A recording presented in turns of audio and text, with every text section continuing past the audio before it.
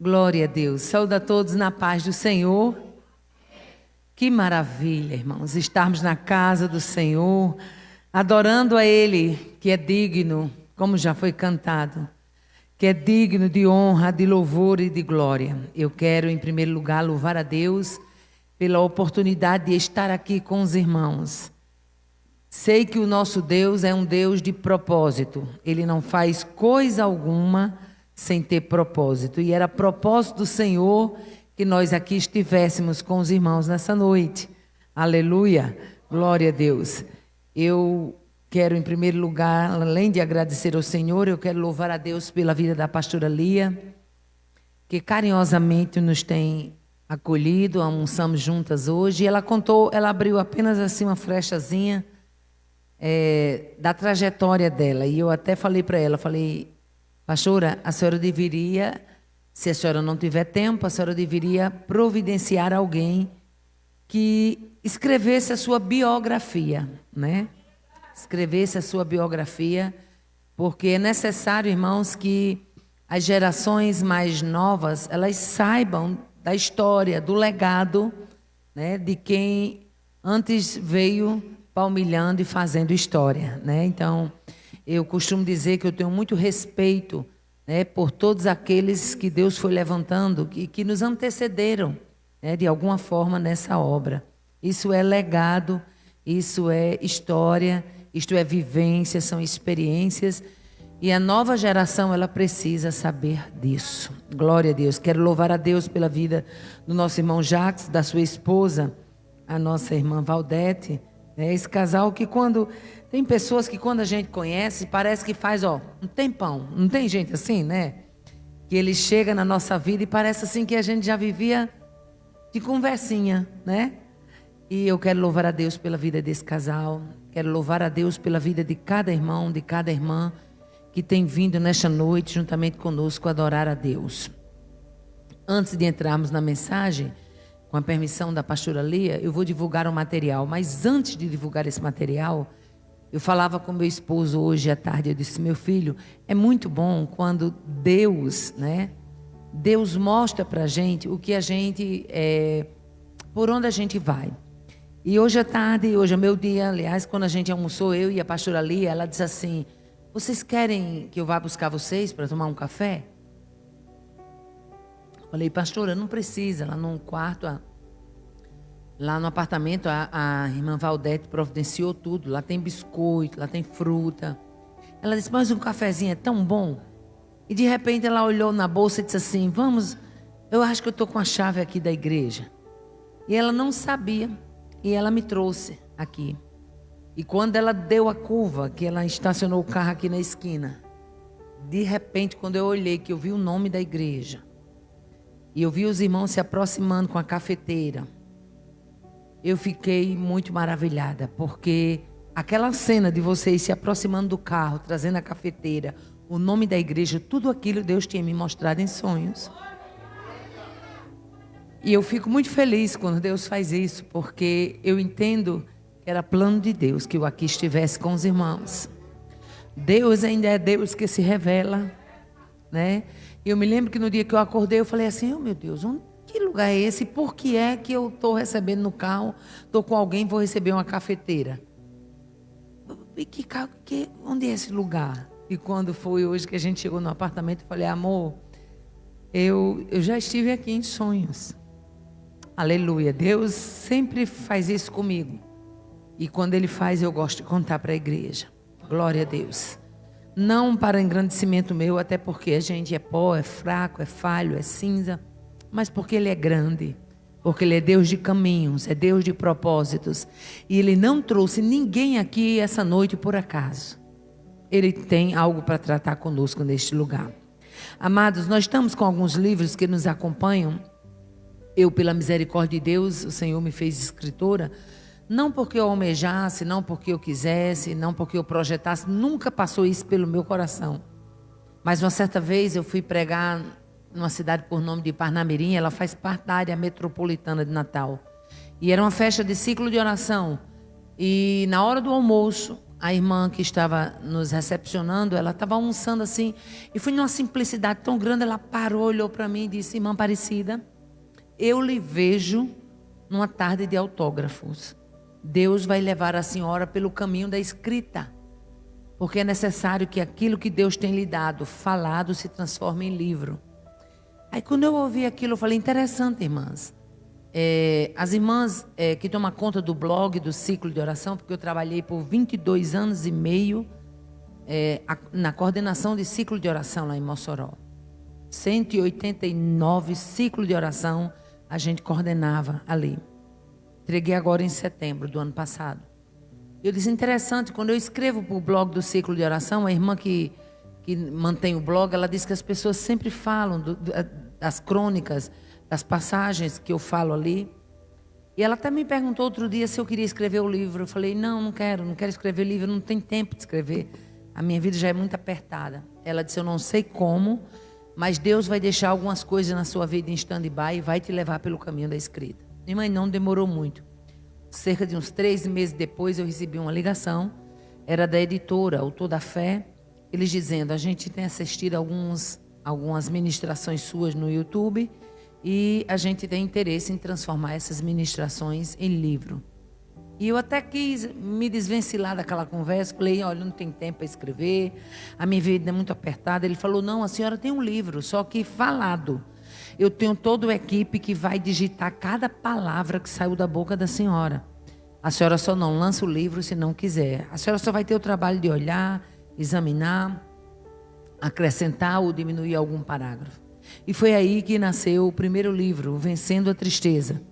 Ele trata da história da personagem Leia, a única mulher da Bíblia que com uma semana ganhou uma rival, mais nova, mais bonita e mais amada. A história de Leia é uma história de superação. A história de Leia é uma história onde a gente consegue se contrapor à tristeza. Leia foi dada em casamento por meio de uma trapaça do seu próprio pai. Essa mulher tinha tudo para ter passado no relato bíblico amargurada, triste, mas ela faz da sua vida, que tinha tudo para ser, vamos dizer assim, uma alavanca de mágoa, ela faz dessa vida que estava projetada para ser uma vida amargurada, ela faz dessa vida um tributo a Deus. E cada filho que ela tem, ela resolve homenagear o Senhor, celebrar o Senhor, ao ponto de quando Azer nasceu, ela dizer: sou feliz. Então, a história de Leia me inspira e me ensina. Então, esse livro está disponível. O segundo livro, esse aqui, ele é Intercessão, um clamor necessário. Ele foi tema da minha monografia de bacharelado em teologia. O Intercessão, no dia que eu fui defender a minha monografia, o meu professor Davi, que inclusive era do Instituto Betel, ele disse: a senhora tem um livro. Qualquer tempo que a senhora quiser, a senhora lança. E foi aí que a gente lançou o Intercessão. O Intercessão é o livro para quem sabe que ora pouco. Para quem tem essa certeza. Eu tenho certeza que eu oro pouco. E você? E é o livro para quem acha que ora muito. Para quem sabe que ora pouco, ele é um biotônico fontoura para aumentar o ânimo. E para quem acha que ora muito, ele é um cocorote. Não sei como vocês chamam aqui, é cascudo? Cascudo, pois é. É um cocorote do céu para você saber que você não ora muito coisa nenhuma e que a gente pode orar um pouco mais, Os discípulos depois estavam orando com Jesus e quando Jesus os viu dormindo, Jesus chega e diz uma frase que ela fala alto no meu coração. Jesus diz: nem uma hora pudesse vigiar, orar. E quando ele fala nem uma hora, ele desbanca a gente tudinho. Porque a gente, quando ora uma hora, acha que orou muito.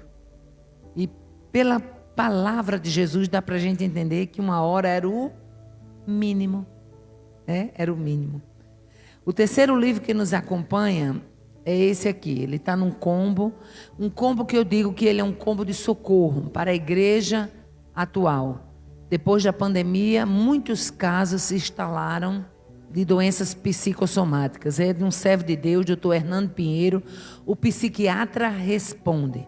Esse livro traz sobre doenças da mente psicossomáticas, traz também sobre síndrome do pânico, transtorno bipolar, e esse outro aqui que é um livro também muito bom, que ele traz como tema: o Senhor é meu psicólogo, nada me faltará. Esses livros estarão disponíveis.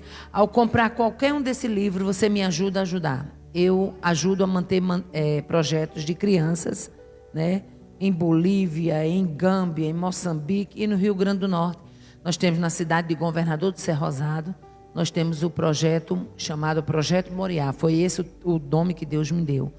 Todos os domingos, minha filha está num campo juntamente com o marido dela, nessa cidade.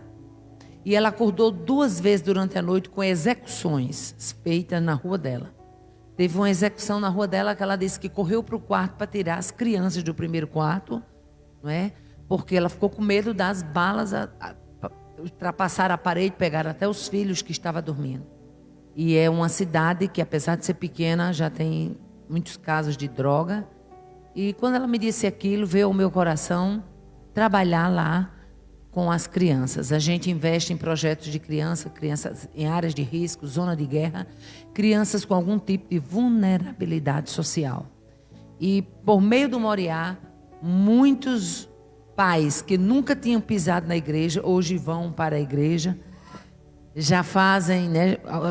Já teve pais que fizeram suas decisões para Jesus e a igreja está caminhando. Todos os domingos a gente dá, pela misericórdia de Deus, o almoço certo de 80 crianças naquela comunidade. E elas voltam para casa alimentadas espiritualmente e alimentadas também, né? Alimentadas também fisicamente. Amém, amados? Eu quero compartilhar com vocês, eu quero que você abra a sua Bíblia no livro de Neemias, capítulo 9. Eu achei interessante quando a filha da pastora Lia disse que avivamento, ele tem que ter arrependimento. Capítulo 9 do livro de Neemias, a começar do versículo 1, nós vamos ler apenas os 3 primeiros versículos, que diz assim: E no dia 24 deste mês, se ajuntaram os filhos de Israel com jejum e com pano de saco, e traziam terra sobre si. E a geração de Israel se apartou de todos os estranhos. E puseram-se em pé e fizeram confissão dos seus pecados e das iniquidades de seus pais. Versículo 3. E levantando-se no seu posto, leram no livro da lei do Senhor seu Deus 1/4 parte do dia. E na outra quarta parte, fizeram confissão e adoraram ao Senhor seu Deus. Quantos podem dizer glória a Deus? Amados, o livro de Neemias é um livro que ele nos estimula, é um livro que ele nos confronta, é um livro que nos esclarece. Neemias, copeiro a serviço do rei da Pérsia, copeiro numa hora tenebrosa. A Bíblia nos mostra que esse homem foi levantado por Deus para uma época. E que eu acho interessante, em todas as vezes que a Bíblia vai tratar de avivamento, a Bíblia trata de avivamento não simplesmente por tratar, mas trata mostrando que em primeira mão havia uma necessidade. Deus não aviva quem não reconhece que tem necessidade de avivamento. E todas as vezes que Israel reconhece que eles precisam retornar, que eles precisam olhar para as origens, que eles precisam levantar de onde caíram, ali está começando um avivamento. Aleluia, glória a Deus. Neemias, cujo nome significa aquele que Deus consola, ou consolo de Deus. Em outras versões chama também de consolo de Javé. Ele é levantado no reinado de Artaxerxes, rei da Pérsia. E ele era um judeu que servia naquela época como copeiro. E por volta aí do ano 445 a.C., nós vamos ver que ele, como descendente de uma família de deportados, ele vem a Jerusalém. E ele vem a Jerusalém e ele não vem de forma despretensiosa, não. Ele vem focado no objetivo. Ele vem para Jerusalém com a autorização do rei e ele traz cartas para os governadores da além das províncias E ele foi tão ousado. Quando você lê o capítulo 1, capítulo 2 de Neemias, você vai ver que ele foi tão ousado que ele comparece para servir o vinho na presença do rei. E o rei percebe que ele está triste. E o rei pergunta: por que é que você está triste, já que você não está doente? E ele diz: como não estaria triste o meu coração, sabendo da história que está acontecendo na cidade onde está o sepulcro dos meus pais? E ali ele vê naquele momento uma oportunidade. E ele faz um pedido ao rei. E o pedido era ousado. No capítulo 2, versículo 5, ele diz: peço-te que me envies ajudar a cidade dos sepulcros de meus pais, para que eu a edifique. Aleluia. Sempre que tiver alguém disposto a se levantar para edificar, vai ter um Deus ajudador, estirando a mão, aleluia, e promovendo essa edificação. Aleluia. E quando eu leio o livro de Neemias, eu vejo que é necessário alguns princípios para avivamento. E o que é princípio? Princípio é tudo aquilo que se precede, que serve de base para alguma coisa. E no livro de Neemias nós vamos ver alguns desses princípios. E o primeiro princípio que eu vejo para um avivamento é um retorno, é uma volta à contrição. E essa volta à contrição no livro de Neemias se dá por meio de jejum e de quebrantamento. Se você olhar no capítulo 9, versículo 1 e 2, diz assim: e no dia 24 deste mês se ajuntaram os filhos de Israel. E eles não se ajuntaram de qualquer forma. Neemias faz questão de dizer: eles se ajuntaram, mas foi com jejum, aleluia, e com pano de saco. E eles traziam terra sobre si. O fato de colocar terra era o fato de dizer: nós estamos enlutados. O quadro precisa ser mudado. O povo precisa acordar. O povo precisa de um solabanco do céu, aleluia, para sair da apatia. E a Bíblia diz mais: e a geração de Israel se apartou de todos os estranhos, puseram-se em pé. E o fato de se pôr em pé quer dizer: alguém está posicionado para que haja mudança. Aleluia. E a Bíblia diz mais, diz: eles fizeram confissão dos seus pecados e das iniquidades de seus pais. Então, o primeiro princípio que eu vejo na vida dessa igreja que estava naqueles dias, na vida deste povo, é que para que haja avivamento, nós temos que voltar à contrição, temos que ter jejum, nós temos que ter quebrantamento. Aleluia. O avivamento ele surge quando a igreja entende que é necessário haver um retorno às raízes. Aleluia. Que é necessário haver um processo de mudança. Aleluia. Então muitas vezes a gente vê as pessoas se reunindo em torno da palavra avivamento. E eu aqui abro um parênteses, que quando eu abro esse parênteses, Deus fala com alguém específico. Eu me lembro de uma campanha de avivamento de Mossoró, na minha cidade, na época, eu não sei aqui, mas na época estava virando moda a campanha de avivamento. Era como se as pessoas achassem que Deus tinha uma semana para derramar poder, uma semana para acordar, e as demais semanas eles poderiam continuar na apatia, nos seus pecados, na sua indolência, quando na verdade o avivamento ele deve fazer parte contínua na história da igreja. Aleluia. E eu me lembro que naquela semana eu tinha sido convidado para essa campanha de avivamento, e nós não tínhamos na época um carro, nós tínhamos uma motinha, e tinha chovido muito. E para completar a dificuldade, aquele único transporte que nós tínhamos na época quebrou. E meu esposo arranjou um transporte com alguém e foi me deixar naquela campanha de avivamento. Eu tinha passado a semana orando, eu tinha passado a semana clamando a Deus, eu tinha passado a semana me consagrando, acordando de madrugada. E quem ministra sabe que a gente se preocupa com aquilo que a gente vai levar para o povo. E quando eu cheguei naquele dia, naquela campanha de avivamento, foi tão grande a decepção,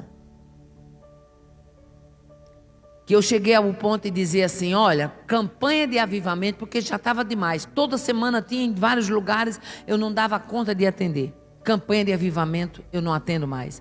Mas o que foi que a senhora viu lá? Eu chego naquela igreja, estavam os irmãos tudo do lado de fora, comendo pipoca, batendo papo, dando risada. E quando eu cheguei, que eu olhei a situação, estava a igreja vazia, não tinha ninguém orando, estava todo mundo na calçada comendo pipoca, sorrindo. E apenas uma velhinha, uma remanescente, estava lá de joelho orando. Um rapaz lá no fundo da igreja, lá no púlpito, afinando o instrumento de som.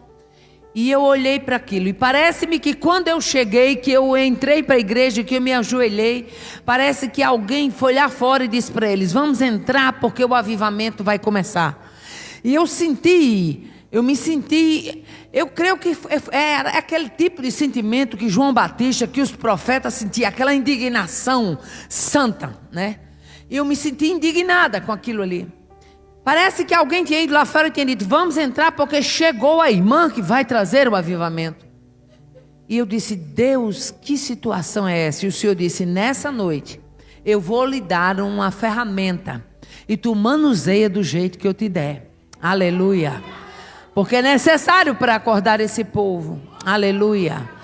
E eu entendi que muitas vezes na mente das pessoas o avivamento é como algo que alguém vai trazer, quando na verdade tudo que Deus precisa para um avivamento é um coração que queira se render e que queira sair da posição que está e que entenda que Deus é especialista em trazer coisas novas, em renovar as estruturas, em lançar fora as mazelas, em tirar da nossa vida o que não agrada e derramar sobre a nossa vida aquilo que Ele sabe que Ele tem, que Ele pode, que Ele faz.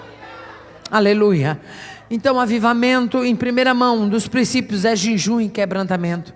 É você reconhecer que você precisa. Aleluia. É a igreja se posicionar. O segundo princípio que eu vejo em avivamento é busca e exame da palavra. Se você for para o livro de Esdras no capítulo 9, você vai ver a palavra. Se você chega em Neemias no capítulo 9, você vai ver a manifestação da palavra. Aleluia. Neemias 9:3 diz assim: e levantando-se do seu lugar, leram no livro da lei do Senhor seu Deus, e fizeram confissão e adoraram. Aleluia. Todos os grandes avivamentos que a igreja experimentou, eles surgiram pelo confronto da palavra. A igreja que ama a palavra, a igreja que prioriza a palavra, a igreja que entende a palavra, a igreja que tem sede pela palavra, ela tem tudo para ser uma igreja forte, alicerçada, avivada. Por quê? Porque a palavra lava, ela regenera, ela transforma, ela lança luz, ela nivela, a palavra confronta, a palavra apruma, a palavra tira os pedregulhos, a palavra restaura. Aleluia. Anima, fortalece, dá estrutura. A palavra, ela é pura, é eficaz, é espada que corta para lá, corta para cá e nos impulsiona a querer uma mudança de vida. Aleluia. Sempre que você vê um crente apaixonado pela palavra, ele pode não ser aquele irmão que está todo o tempo falando em língua, ele pode não ser aquele irmão que manifesta exteriormente, mas se esse crente ama a palavra, pode ter certeza, ali tem um crente avivado, ali tem alguém que compreendeu o que é avivamento, porque todas as vezes que o avivamento se revelou, ele veio pela lucidez, ele veio pela manifestação, ele veio pelo agir da palavra de Deus. Eles leram no livro da lei do Senhor e fizeram confissão. O quadro era caótico. Jerusalém estava com seus muros fendidos, as portas do templo queimadas a fogo. O monturo era tão grande que a Bíblia diz que Neemias pega um animal e vai, mas chega a um determinado lugar que já não dava mais para passar aquela cavalgadura. O segredo era tão grande de Deus com Neemias que ele dizia: a ninguém eu revelei, nem aos magistrados, nem aos sacerdotes. Ninguém sabia do plano que Deus havia colocado no meu coração. Ei, aonde tiver um coração quebrantado, há um plano de Deus para ser revelado, há um plano de Deus para ser manifesto, há um plano de Deus para ser, aleluia, mostrado em essência. Glória a Deus. A situação era feia, mas quem disse que Deus não é especialista em entrar em quadros feios? A situação parecia irreversível, mas o Deus que age no irreversível estava em cena. Oh, aleluia. Neemias pede as cartas. Aleluia. E o que eu acho interessante é que ele foi tão preciso que quando o rei perguntou a ele: o que é que você precisa? Aleluia. Ele viu nisso a oportunidade. Nesta noite, nós como Neemias, estamos diante de um rei. Aleluia. E de um rei muito mais potente, muito mais poderoso. O rei dos reis, o rei de Artaxerxes está aqui nesta noite. Aleluia. E se esse rei atendeu a Neemias, aleluia, imagine o que é que o nosso rei pode fazer em nosso favor. Aleluia. E o rei perguntou: o que é que tu me pedes agora? E ele foi forte, ele disse assim: olha, eu quero que tu me deis carta para os governadores da além do rio, para que me dê passagem para eu chegar até Judá.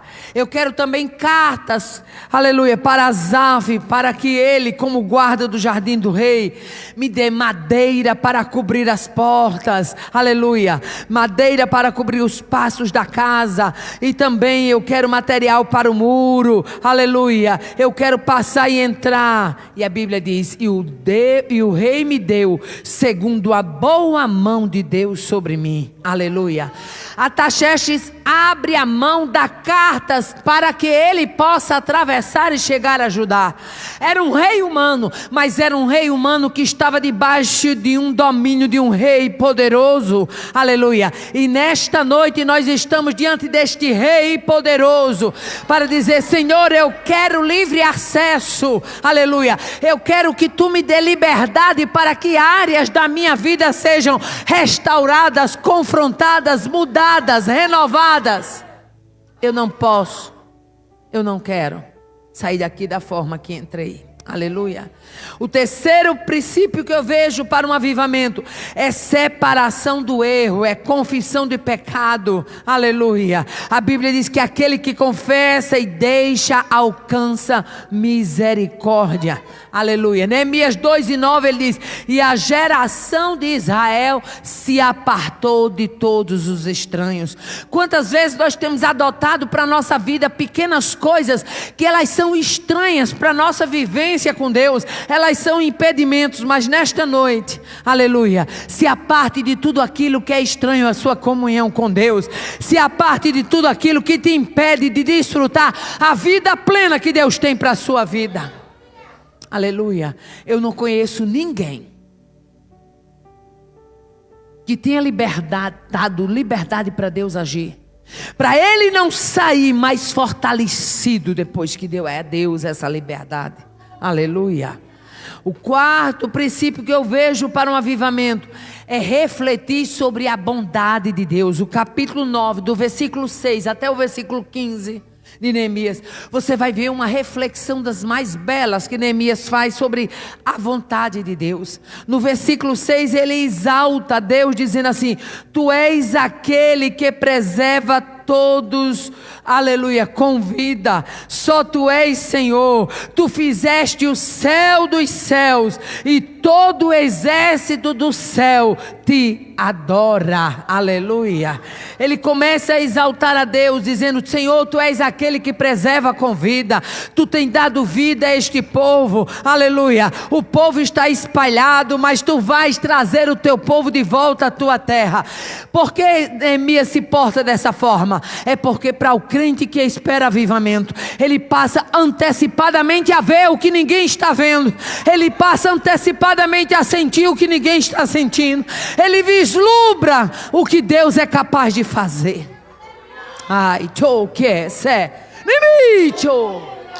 nesta noite eu te convido a deixar Deus abrir os seus olhos para você ver o que Deus quer fazer que você ainda não está vendo. Oh, aleluia. Nós vamos ver ainda que, refletindo sobre a bondade de Deus, Neemias diz mais, aleluia, no versículo 8: tu fizestes aliança com teu povo e cumpriste as tuas promessas, porque tu és justo. Tu não és apenas um Deus que faz aliança, mas tu és um Deus que cumpre as tuas promessas. Tu não és apenas um Deus que renova aliança, mas tu és o Deus que firma a tua palavra em cumprimento. Oh, aleluia. Tudo isso era ele refletindo sobre a bondade de Deus. Aleluia. Mas na frente, no versículo 9, ainda refletindo sobre a bondade de Deus, Neemias diz: tu vê a aflição e ouves o clamor. Aleluia. E o que me admira nisso aqui é que ele usa, aleluia, o clamor do povo junto ao Mar Vermelho. Tu és o Deus que viste a aflição dos nossos pais no Egito. Ele lembra-se do Egito, mas ele lembra-se também da travessia no Mar Vermelho. Ele lembra-se da aflição que estava no Egito, mas ele também se lembra do clamor que é feito quando a cavalaria de Faraó estava perseguindo o povo. Sabe o que é que Neemias está dizendo? Tu és o Deus presente na aflição, no clamor, mas tu és o Deus também que abre mar e dá passagem para o teu povo. Eu quero te exaltar pela tua bondade. Aleluia. No versículo 10 nós vamos ver Neemias exaltando a Deus, porque Deus é Deus de sinais e de maravilhas. Eu vou repetir para que você entenda. Aleluia. Deus é Deus de sinais e de maravilhas. Em outras versões diz que ele é Deus de sinais e de prodígios. Eu não sei qual é o prodígio, eu não sei qual é o sinal, eu não sei qual é a maravilha, mas uma coisa eu sei, que o Deus de sinais, o Deus de prodígios, o Deus de maravilhas está presente na casa. Glória a Deus. E quando ele marca a presença, Neemias diz assim: tu és o Deus, aleluia, que mostraste sinais e prodígios a Faraó e a todos os seus servos. Deus diz: sabe o que Neemias está dizendo? Tu és tão tremendo que tu se revelasse a Faraó e se revelasse aos seus servos. Mas esses servos aqui que ele está falando, não é os servos de Deus, não, eram os servos de Faraó. Aleluia. Porque logo em seguida ele diz: e a todo o teu povo da sua terra. Aleluia. A Bíblia diz que no Egito Deus se revelou de tal forma ao povo de Faraó, que quando houve a praga da saraivada, a Bíblia diz que todos aqueles que temiam a palavra de Deus e guardaram seu gado, tiveram esses gados preservados. Isso quer dizer que no território de Faraó havia gente que, mesmo servindo a Faraó, sabia que o Deus de Israel era um Deus cumpridor de palavra. E se ele havia dito que haveria de vir saraivada, aleluia, não adiantava ficar no meio do tempo. Se Deus diz que vai chover pedra, vai chover pedra. Oh, aleluia. Aí Neemias traz, aleluia, as maravilhas e os sinais que Deus tinha mostrado não só a Faraó, mas também aos seus servos. Faraó é o que na teologia a gente chama de vocação designativa. O que é uma vocação designativa? É quando alguém tem a possibilidade de se arrepender e mesmo assim ele deixa que o seu coração seja endurecido. Por isso que Deus se revela para Faraó e diz: para este tempo eu me revelarei, serei glorificado em Faraó, nos seus carros e nos seus cavaleiros. Sabe o que isso quer dizer? É que não adianta ninguém se ensoberbecer, não adianta ninguém dar uma de duro, não adianta ninguém dar uma de coração de pedra, não adianta, porque Deus, ainda que haja coração de pedra, Ele é glorificado lá, porque Ele é Senhor do território, Ele é Senhor da terra, é Senhor do coração, é Senhor de vidas. Oh, aleluia. Ele continua ainda falando da bondade divina, quando Neemias, no versículo 11, ele diz assim: e o mar tu fendeste perante eles, e passaram pelo meio do mar em seco, e lançastes os seus perseguidores nas profundezas, como uma pedra nas águas violentas. Sabe o que ele está dizendo? Tu és o Deus que dividiste mar. Aleluia. Jerusalém está em um caos. As portas do templo estão queimadas. Jerusalém está com as muralhas fendidas. Mas o que é isso diante de um Deus que abre mar? O que é isto diante de um Deus que dá passagem para o seu povo diante dos olhos dos perseguidores? O que é isso diante de um Deus que faz os opositores do seu povo cair como pedra em profundezas nas águas? Aleluia. Em outras palavras, Neemias está dizendo assim: eu estou vendo o quadro é difícil, o quadro é sombrio, tem tanto escombro que não dá nem para passar com o animal. Aleluia. Porta queimada, povo espalhado nos 4 cantos da terra, muros quebrados, muros fendidos, Jerusalém, o templo com as suas portas queimadas a fogo. Mas nada deste quadro caótico, Deus, me intimida, porque eu te conheço de muito tempo. Tu és o Deus que lá atrás fizesse maravilhas, abrisse mar e deste passagem para o teu povo, e os opositores tu fizesse cair em águas impetuosas. Oh, aleluia. Você está sentindo aí o que eu estou sentindo aqui? Oh, aleluia. Servimos a um Deus poderoso. Oh, aleluia. Aí ele continua ainda dentro desse 4º princípio, que é o princípio de refletir sobre a bondade divina. Quer ver você mandar a tristeza embora? Quando Satanás começar a buzinar no seu ouvido sobre uma determinada causa, sobre uma determinada situação, procure trazer a memória. Por isso que lá em Lamentações Jeremias disse: eu quero trazer a memória aquilo que pode me dar esperança. Procure trazer a memória as batalhas que você já teve lá atrás e que Deus lhe deu vitória, porque não te daria nessa aqui. Se é o mesmo Deus, cumpridor das suas palavras, Deus de propósito, Deus de maravilhas, é o Deus que nós servimos.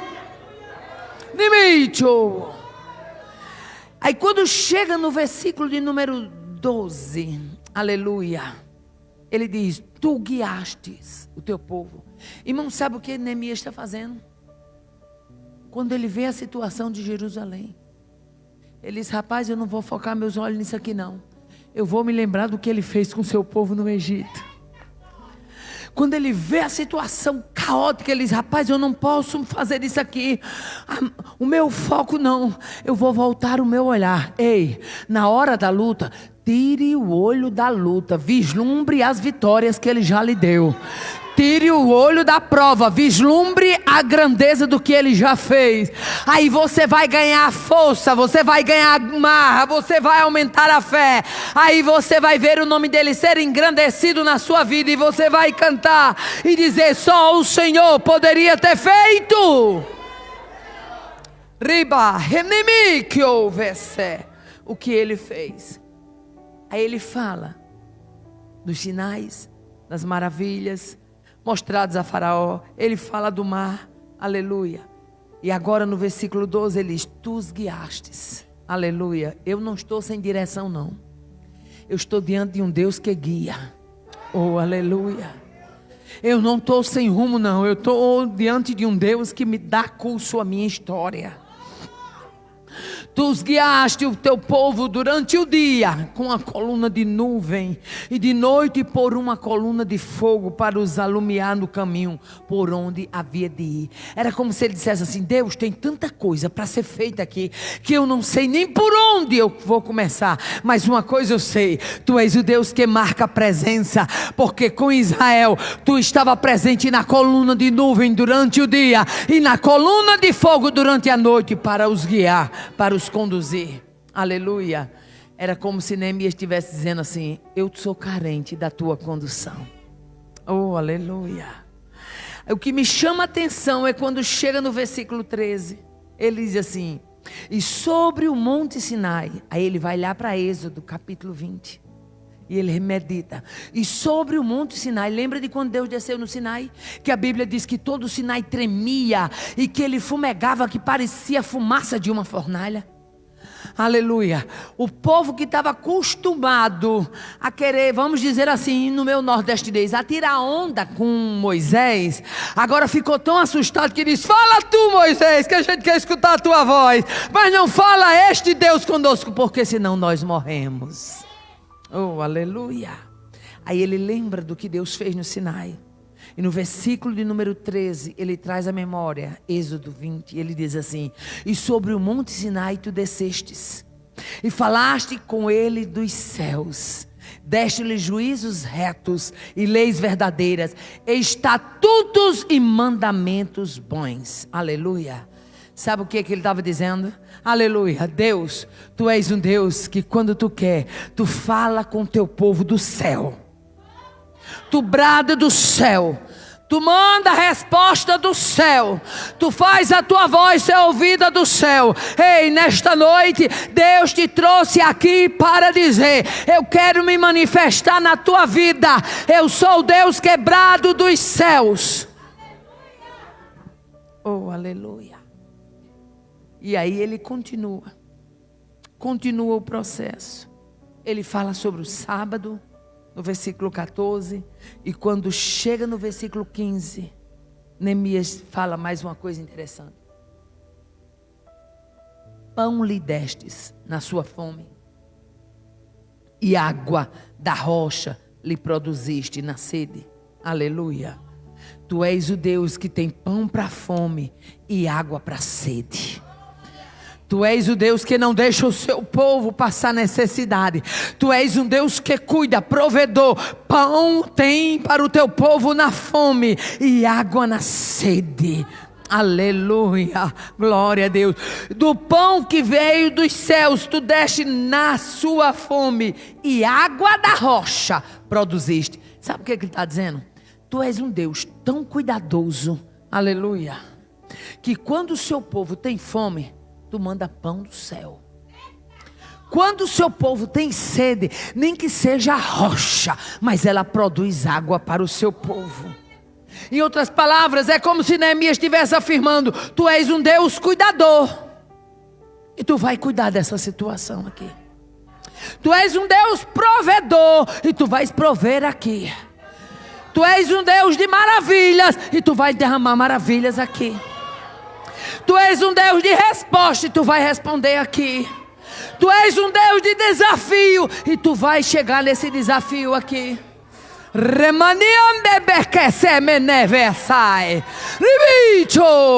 Deus não perde batalha, e nessa causa Ele já entrou, e entrou para agir.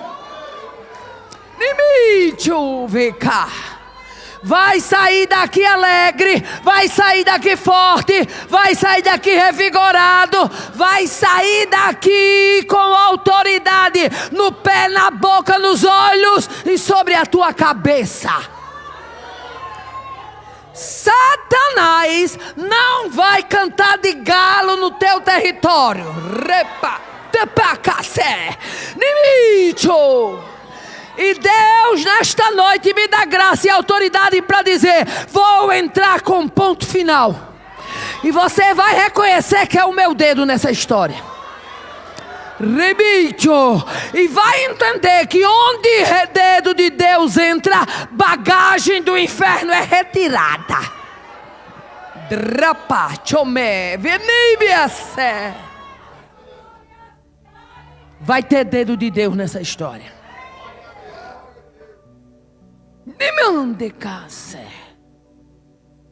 O quinto princípio que eu vejo que Neemias traz é que para que haja um avivamento, a gente tem que reconhecer a própria maldade.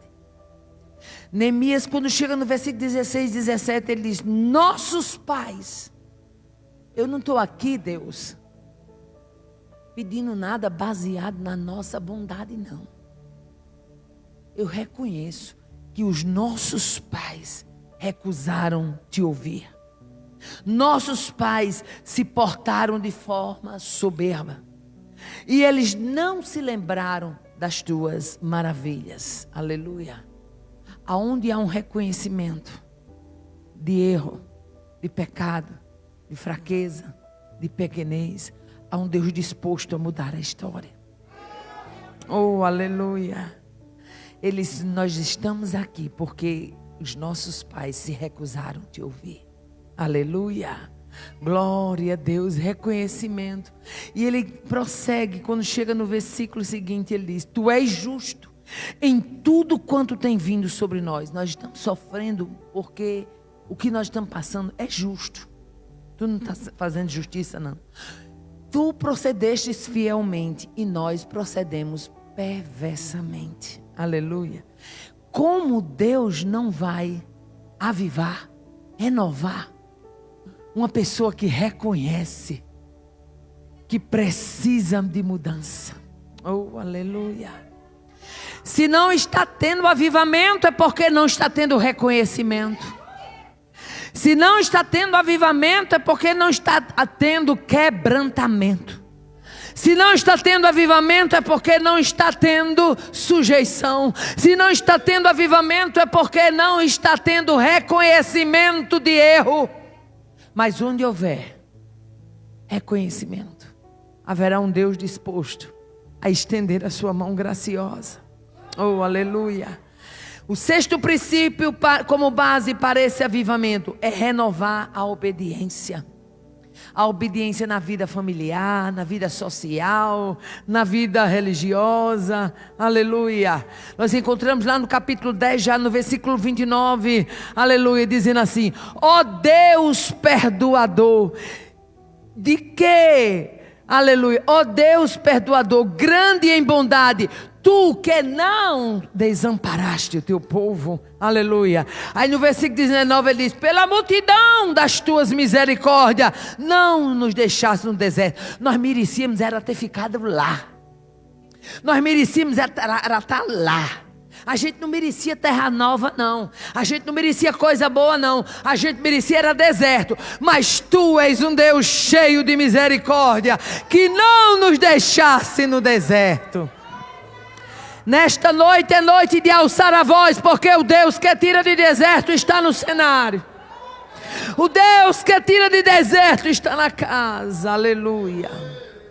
Aí no versículo 20 Neemias diz: tu lhe concedeste o teu bom espírito. Aleluia. Para os ensinar. Oh, glória a Deus.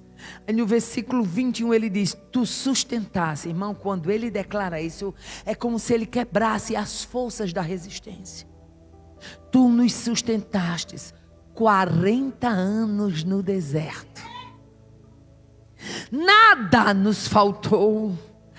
As vestes do teu povo não se envelheceram, os pés não se incharam. Quando eu leio esse versículo, sabe o que é que eu me lembro?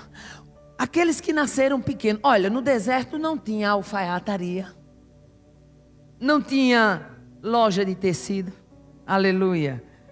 Não tinha habilidades para esse povo estar costurando no meio da estrada. O que é que isso quer nos dizer?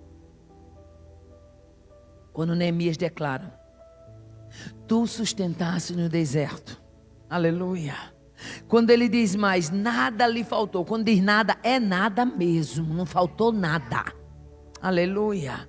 Quando ele diz: as suas vestes não se envelheceram, os seus pés não se incharam. Irmão, quando eu leio isso aqui, eu fico maravilhada, pastora Lia, com Deus que se preocupa até com os nossos pés. E dá para mim vislumbrar aqueles meninos que tinham saído da terra do Egito. Pequeno, 8, 9, 10 anos, eles foram crescendo, não tinha como aquele povo manter-se coberto. Mas sabe o que é que a Bíblia me ensina? Aleluia. Que os meninos foram crescendo e a roupa foi crescendo também. Oh, aleluia. Glória a Deus, não faltou nada. Aleluia. Tinha água da rocha, tinha cordonizes pelo vento que soprava por cima do mar. Deus soprou. Ei, Deus soprar por cima do mar e trazer peixe já é algo extraordinário. Mas ele soprou e trouxe, foi cordonize, galinha d'água. Cuidado de Deus, provisão de Deus. E você às vezes fica angustiado, preocupado, porque uma coisa está fraca, porque uma porta está fechando. Nesta noite você vai sair daqui com uma palavra liberada.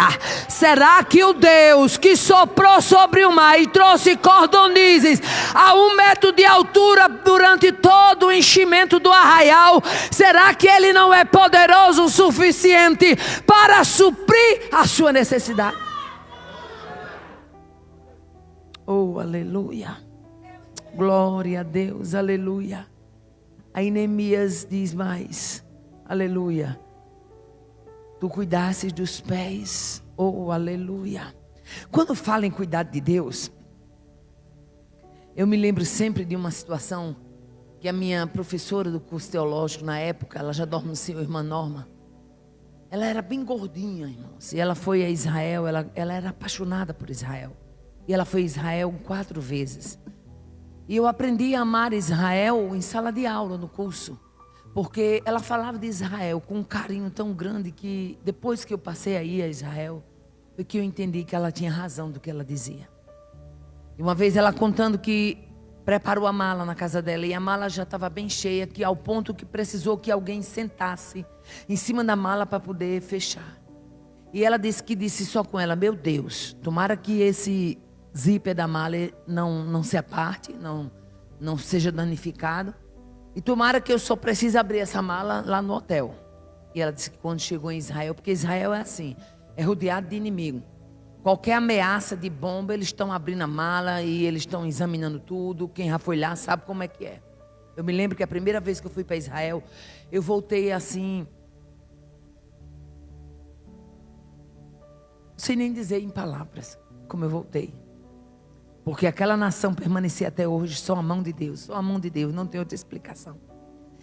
Eu me lembro que uma das vezes que a gente foi a Israel, eles fizeram uma bateria de entrevistas. E na entrevista ele diz: vocês, por acaso, receberam uma caneta, um lápis, um souvenir, alguma coisa que lhe deram no Egito para você trazer para cá? Por favor, tente lembrar. Porque isso pode ser uma bomba. E a gente pode estar em ameaça. E quando eu cheguei em casa, eu comentei com meu esposo, falei: filho, Israel, a realidade de Israel é muito mais desafiadora do que o que a gente vê pela TV. Irmã Norminha foi para aquela viagem. E ela disse que quando chegou tinha tido uma ameaça de bomba em Israel. Estava todas as malas sendo abertas em plena esteira do aeroporto. E ela disse que eles abriam as malas e passavam lá aqueles sensores, aquelas coisas para investigar. Eu estou dentro do contexto cuidado de Deus. E ela disse que lembrou logo da mala dela. Disse: meu Deus, vão abrir a minha mala, vão revirar com tudo arrumado, compactozinho. Eu precisei de uma pessoa para sentar em cima, para poder fechar. E como é que aqui, se abrir essa mala, como eu vou me sair dessa situação? Eu não sei o idioma, não tenho ninguém aqui que vai me ajudar nessa situação. E ela disse que já se via aperreada com a mala. E ela disse que fez uma oração rápida. Ele disse: Senhor, a minha mala ainda não chegou. E a esteira rodando, trazendo malas. Mas eu te peço, eu sei que o que eu vou lhe pedir é muito difícil, é muito ousado, mas eu te peço, não deixe tocar na minha mala, porque eu não tenho condições de fechar ela nesse aeroporto. E eu estou muito cansada. Eu vou sair daqui com minhas coisas na mão. E ela disse que quando estava vindo a mala dela, de repente viu quando um daqueles homens da alfândega falou com outro. E quando falou um negócio e fez assim. Aí uma pessoa que estava perto dela, era o tradutor, falou assim: ele está dizendo, abra essa mala, pule essa outra e abra a seguinte. A sua foi pulada, não vai ser aberta. Oh, aleluia. O Deus que se preocupa com os pés para não deixar inchar. O Deus de detalhe é o Deus que te trouxe aqui. Aleluia. Ele está ouvindo a tua oração em detalhes. Ele está ouvindo a tua causa em detalhes. Você tem contado uma história. E Deus nesta noite te trouxe para dizer: eu conheço a tua história. Eu conheço os pormenores dos seus pedidos. Eremite. E por acaso, o Deus que cuidou dos pés do seu povo no Egito, aleluia, na travessia para Canaã, por acaso não é o mesmo ainda hoje? Oh, aleluia. Aquele que sustentou o seu povo no deserto está presente no recinto. O 8º princípio que eu vejo no livro de Neemias para um avivamento é que o avivamento ele só acontece com quem entende que Deus usa o tempo de angústia como um pedagogo. Aleluia. Tempo de angústia é tempo de aprendizado. Tempo de prova é tempo de aprendizado. Aleluia. Deuteronômio capítulo 4, versículo 36 diz assim: desde os céus te fez ouvir a sua voz para te ensinar. Quando chega no capítulo 11, versículo 18 e 19, diz assim: ponde, pois, estas palavras no vosso coração e ensinai aos vossos filhos. Tempo de angústia, tempo de peleja na vida de crente é tempo de ser ensinado pelo Senhor. Eu não sei, aleluia, a prova que você está passando, mas eu quero te desafiar nessa noite. Deus, eu quero aprender a lição nesse processo. Eu quero sair daqui entendendo que o tempo de angústia foi um pedagogo. Eu quero sair daqui entendendo que o tempo de luta foi um ensinador. Oh, aleluia, glória a Deus. O 9º princípio que eu vejo no livro de Neemias é que você tem que ter conhecimento que só o Senhor é aquele que muda quadros. Aleluia. Ninguém vai mudar o quadro a não ser o Senhor. Ninguém vai estender a mão a não ser que o Senhor levante alguém para fazer isto. Mas o tempo todo Ele vai estar no controle. Aleluia. Nós encontramos em Deuteronômio 9:18 dizendo assim: nós não lançamos estas súplicas perante a tua face, confiados em nossas próprias justiças, mas em tuas muitas misericórdias. Aleluia. Eu não peço confiado de que tenho crédito, eu peço confiado que tu és o Deus da misericórdia. Oh, aleluia. Eu lhe convido nesta noite a ser um porta-voz para o irmão que está do seu lado. Olhe para esse irmão que está do seu lado e seja porta-voz de Deus para ele e para ela nesta noite. E diga: tempo de prova é tempo de ensino. Tem pedagogia de Deus aí. Deus está levantando essa história para um aprimoramento. Deus não está deixando nada bancarrota. Ele é Deus de domínio, é Deus de controle, é Deus de ensino. E eu quero lhe convidar para nós ficarmos de pés. E eu vou encerrar minha participação orando por você. Aleluia. E você vai sair daqui sabendo, oh aleluia, que tempo de angústia, tempo de deserto, é tempo de ensino. Oh, aleluia. E eu abro aqui um parênteses, porque quando eu abro esse parênteses, Deus fala com alguém específico. Deixa eu me dizer uma coisa, eu vou abrir apenas uma frecha. Eu sou uma mulher de 58 anos, vou fazer 59 agora em novembro. 2 coisas que eu nunca deixei de dizer para o povo: idade e peso. O povo diz: fulano não diz peso, não diz idade. Eu nunca tive isso. E olha que eu já cheguei a pesar 123 quilos. E quando subia no púlpito eu dizia: irmão, eu peso 123 quilos. Um dia a irmã disse: mulher, tu tem coragem de dizer o teu peso? Falei: e se eu não tiver, vai mudar? Não vai mudar. Mas deixa eu abrir aqui esse parênteses para você entender uma coisa. O ano era 85. Nós morávamos numa cidade chamada Açu. E fomos convidados para ir tomar conta de uma fazenda. Na época eu não viajava, não ministrava. E meu esposo foi trabalhar naquela fazenda.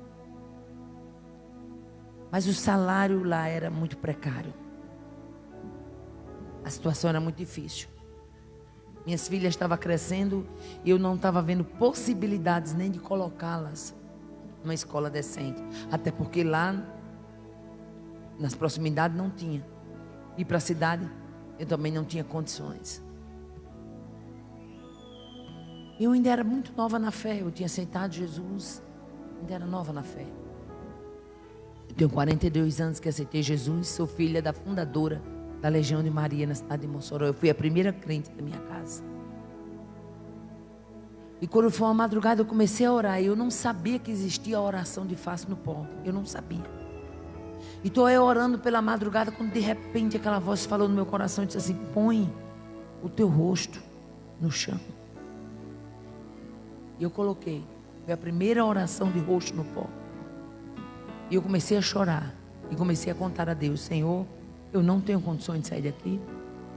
Eu não tenho possibilidade de ir para a cidade. Tudo que eu tenho para ajudar o meu esposo eu estou fazendo. Mas eu sei que tu escuta a oração. E de repente estou eu naquela, por isso que a Bíblia diz que o Espírito nos ensina a orar. Estou eu naquela oração, quando de repente veio aquele ensinamento. Pede a Deus uma porta de emprego. Ora, você pedir uma porta de emprego morando na cidade é tudo muito mais fácil. Mas você pedir uma porta de emprego dentro do mato, morando em fazenda, tudo que tinha era muito pé de cajueiro. Eu apanhava castanha, esse couro aqui da minha mão, ele caiu todo, é todo uma pele nova, caiu todo por causa do leite da castanha. E naquela madrugada eu disse: Deus, me dá uma porta de emprego. Eu tinha largado meus estudos, me envolvi somente com criar menino, tinha minhas 2 primeiras filhas, tenho 3, a tia Miriam e a Cássia. Eu comecei a dizer: Senhor, me dá uma porta de emprego. Eu estou dentro de um contexto de um Deus de detalhes na nossa oração. E orei, chorei muito naquela madrugada. Tudo que eu tinha naquela madrugada para oferecer era lágrima. Aí quando chegou por volta de 3 e pouco da manhã, de repente aquele choro estancou. Aí eu disse: Senhor, eu não tinha outra frase, só era: Senhor, me dê um emprego. De repente aquela voz disse: eu te dei. Ora, eu ainda era nova na fé. Como me deu? Cadê? E a gente se esquece que quando Deus promete, no reino espiritual já está feito. A Bíblia diz que não tendo outro maior por quem jurar, por quem prometer, ele jurou por ele mesmo. Isso quer dizer que ele é um Deus que ele mesmo se garante. E o Senhor disse: já te dei. E eu continuei querendo. As lágrimas foram estancadas quando aquela voz disse: eu já te dei. Eu levantei da oração, o dia já vinha clareando. E eu me lembro que eu adormeci. Mais tarde eu me levantei para ajeitar café do marido, ajeitar comida de criança. Quando foi por volta de 9 horas da manhã, nessa fazenda, para poder vir, tinha um corredor bem comprido. E quando um carro entrava no corredor, a gente via por causa da poeira que subia. Quando de repente lá vem um carro, já era por volta de 9, 9:30 da manhã. Quando o carro para, desce, era a minha mãe. E ele olhou para mim e disse: minha filha, eu vim em Mossoró. Mãe, a senhora aqui? Me admirei porque ela não era de me visitar. E ela disse: eu vim bem ligeirinho. Eu tinha que vir porque hoje, 6 horas da manhã, sua tia Wanda, minha tia era dona de um colégio e era um cabo eleitoral, era uma pessoa que era muito envolvida com questão política. Hoje, 6 horas da manhã, sua tia estava na minha porta. E ela mandou eu vir aqui. Ela foi quem pagou até esse táxi para mim vir. Se arrume, pega as coisas ligeiro, porque você vai assumir um trabalho no governo do estado. Falei: como é que é?